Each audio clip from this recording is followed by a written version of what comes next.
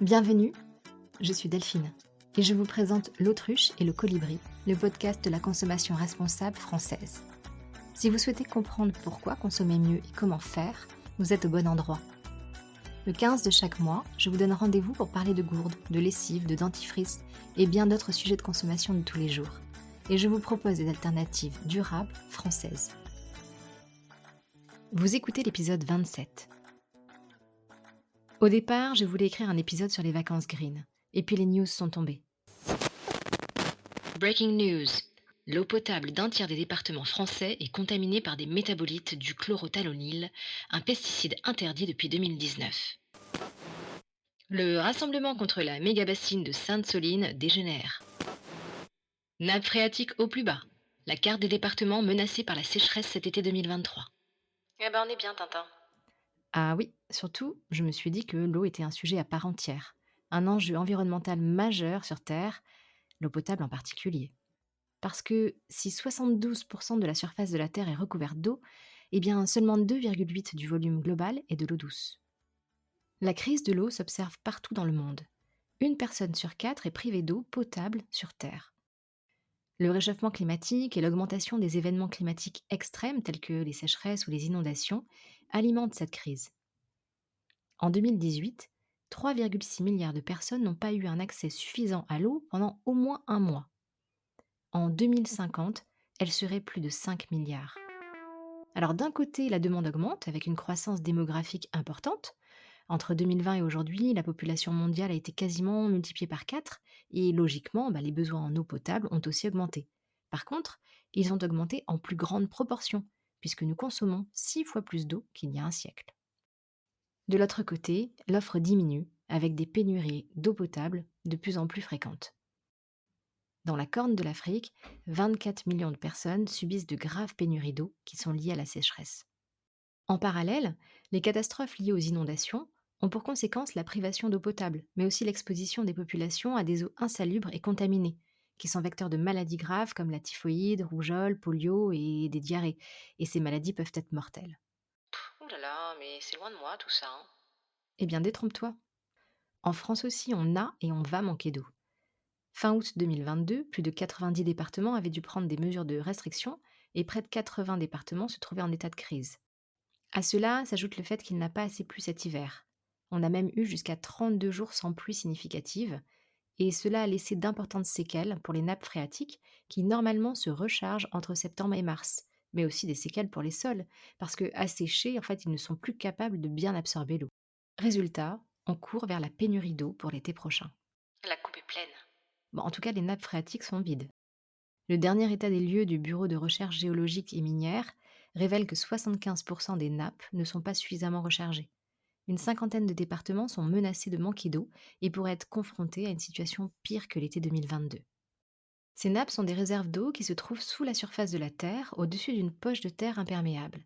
Entre 25 et 40% de l'eau que nous consommons est issue de ces nappes, et dans certaines régions, cela peut aller jusqu'à 95%. Ah ouais, donc venir pomper les nappes phréatiques pour faire des méga-bassines, c'est pas terrible. Et oui, et cela a un impact important pour les nappes qui sont déjà déficitaires dans certaines régions. En tout cas, multiplier les pompages de ce type ne peut pas être une solution sur le moyen long terme.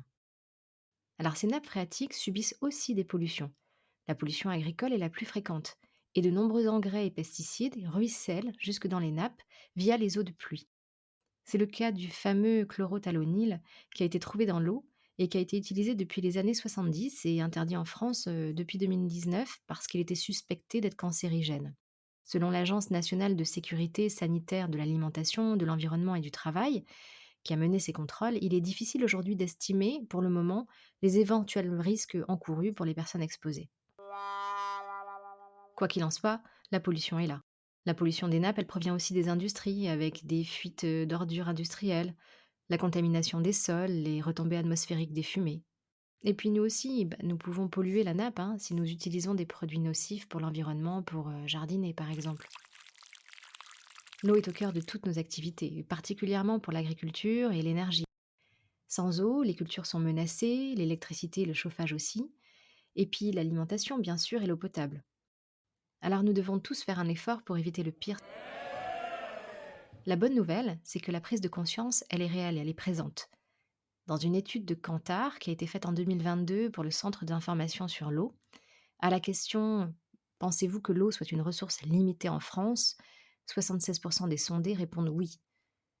7 Français sur 10 sont convaincus d'être un jour confrontés à une pénurie d'eau dans leur région. Et l'inquiétude augmente tout particulièrement dans le sud de la France d'ailleurs. Alors depuis plusieurs mois, on voit fleurir les messages pour nous inciter à réduire notre consommation d'eau.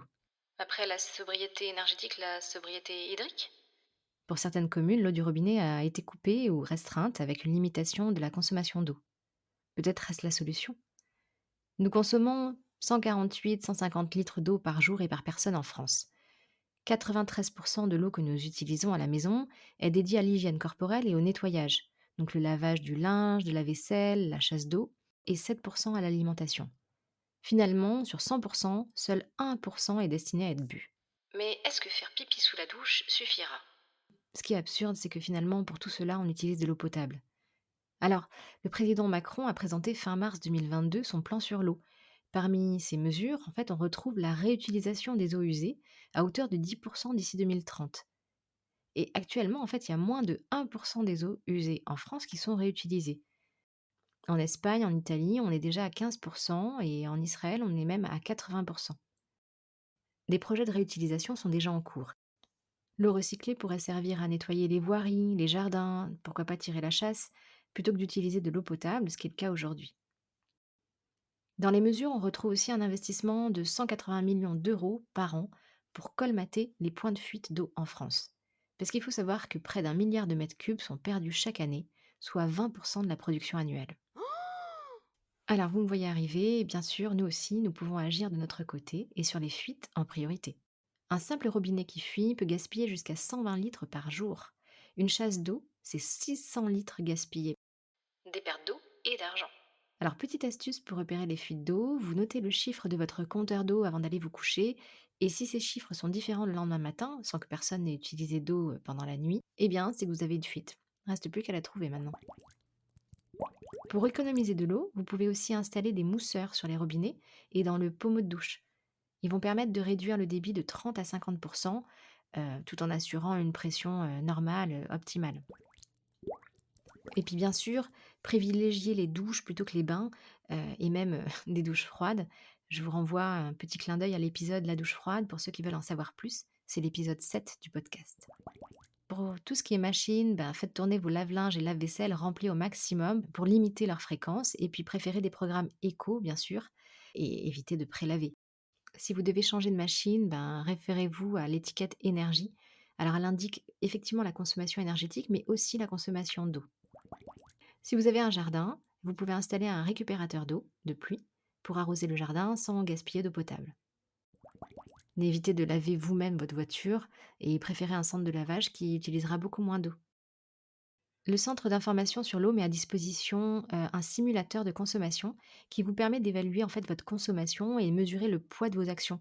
Donc vous pouvez faire votre état des lieux à date et puis si vous diminuez le nombre de chasses d'eau, si vous diminuez le nombre de douches ou en tout cas leur durée, eh bien vous pourrez mesurer en fait de façon concrète le gain sur la consommation d'eau. Vous avez maintenant les bons gestes pour économiser cet or bleu qui est l'eau. Dans le prochain épisode, nous aborderons les aspects sanitaires. Faut-il repasser aux eaux minérales et éviter de boire l'eau du robinet? Quelles alternatives s'offrent à nous pour boire de l'eau saine? La suite au prochain épisode. Merci à vous de m'avoir écouté jusqu'au bout. Si vous appréciez cette initiative et que vous souhaitez l'encourager, laissez-moi une note sur Apple Podcast et en commentaire, n'hésitez pas à me suggérer un thème qui vous intéresse. Pour rester en contact entre chaque épisode, suivez l'autruche et le colibri sur Instagram ou Facebook. À très bientôt, au revoir.